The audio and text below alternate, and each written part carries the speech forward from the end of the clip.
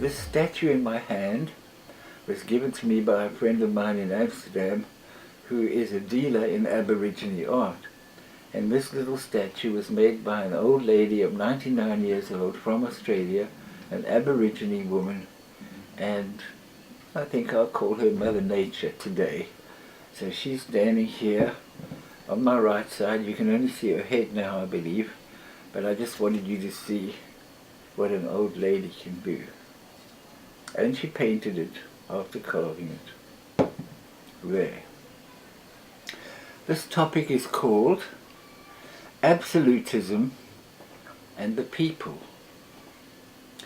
Kings and emperors who exercised absolute power were known as tyrants because to maintain their power they denied any representation or protest by their subjects as an act of treason committed by a traitor and punishable by torture and death. Often the decapitated heads were displayed on spikes as a deterrent to the people. A tyrant rules by fear and dread rather than by love and goodwill. An emperor was made either by outright victory through conquest, where the victor takes all, or is empowered through the authority of religion by a pope or archbishop to rule in the name of God. Once in power, they held on to that power through a dynasty, a family line, to inherit the authority from generation to generation. This status not only singled out one family, but set them above all others. From the king's vantage, his power was unassailable. Many claimed the divine mandate in victory and held not only the power of life and death over their subjects, but also the right of taxation over them as well. His will and word was the law of the land, period.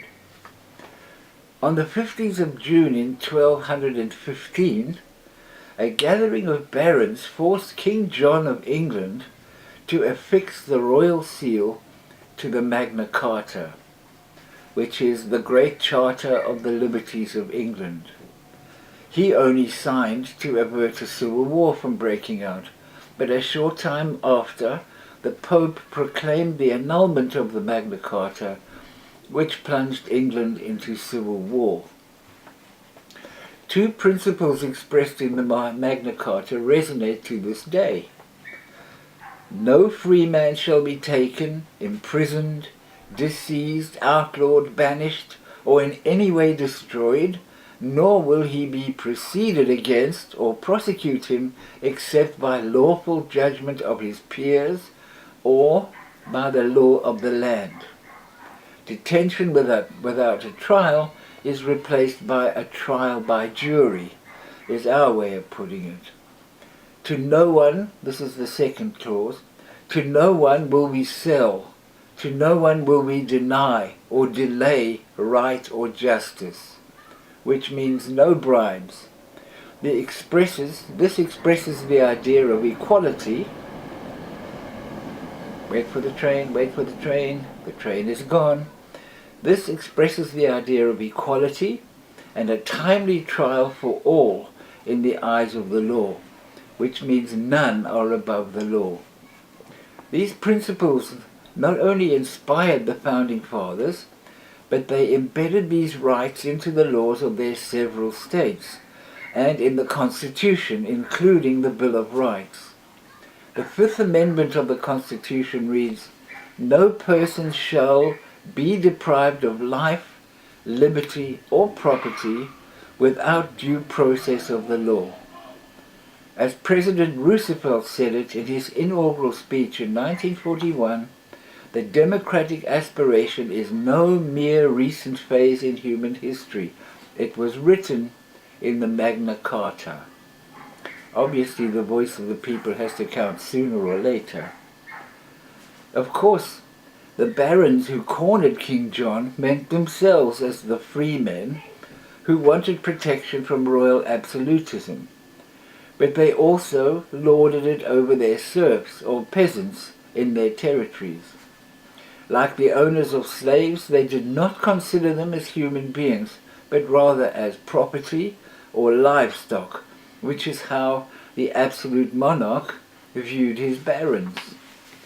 The American Revolution was fought for the freedom of all men from the yoke of the English monarchy, which had assumed absolute power over the colonies.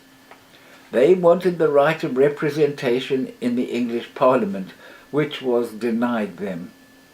The Revolutionary War was fought for the cause of independence and self-rule, hence the Declaration of Independence, whose preamble states, "We hold these truths to be self-evident, that all men are created equal, that they are endowed by their Creator with certain unalienable rights, that among these are life, liberty, and the pursuit of happiness."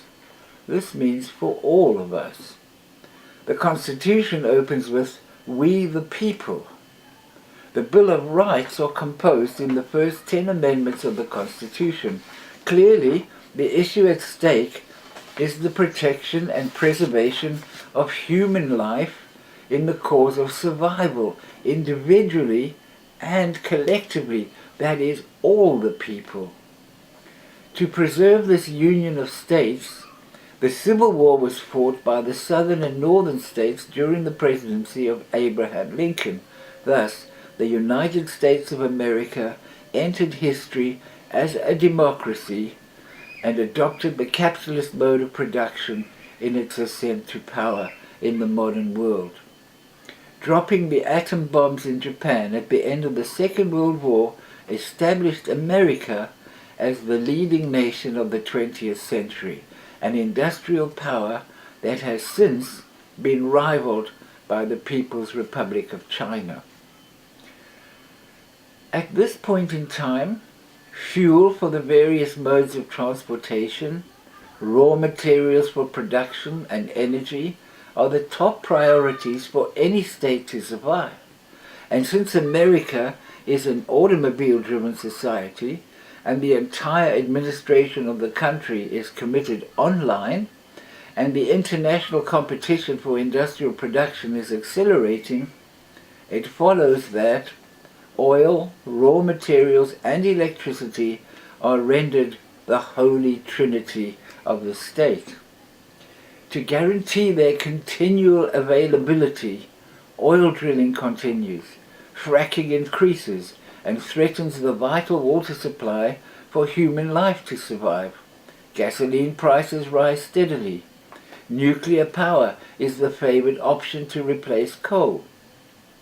The pollution of the once virgin planet is on the increase, bringing about the genocide of hundreds of land, air, and water species of life forms.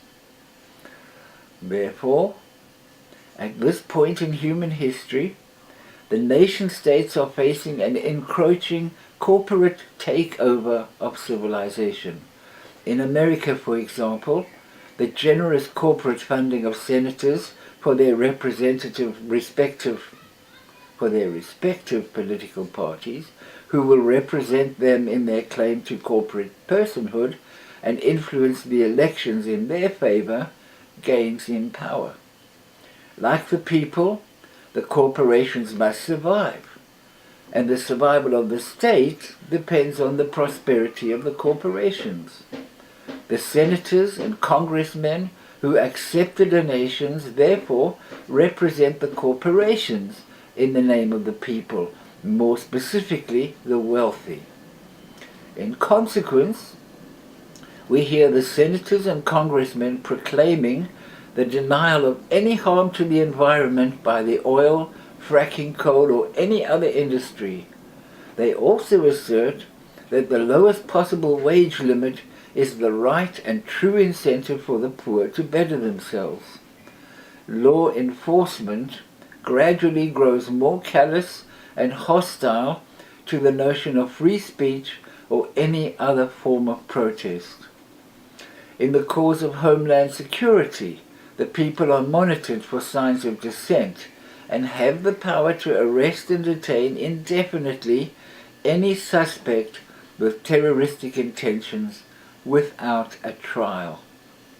The gap between the poor and the wealthy widen like a ship leaving the dockside or a plane headed into the skies, far and away. As human beings like to deny or underplay their wrongdoing, the corporations follow suit. That's children playing outside. I can't very well go and tell them to keep quiet. As human beings like to deny or underplay their wrongdoing, the corporations follow suit, represented in their advertising as our greatest friend and benefactor, bringing to us, in the best quality possible, everything we need at the lowest possible price. In America today, money paves the way to absolute power, not human rights any longer. You can have what you can afford. With government and senatorial support, corporate absolutism is on the rise in the modern world, and the new world order is well underway.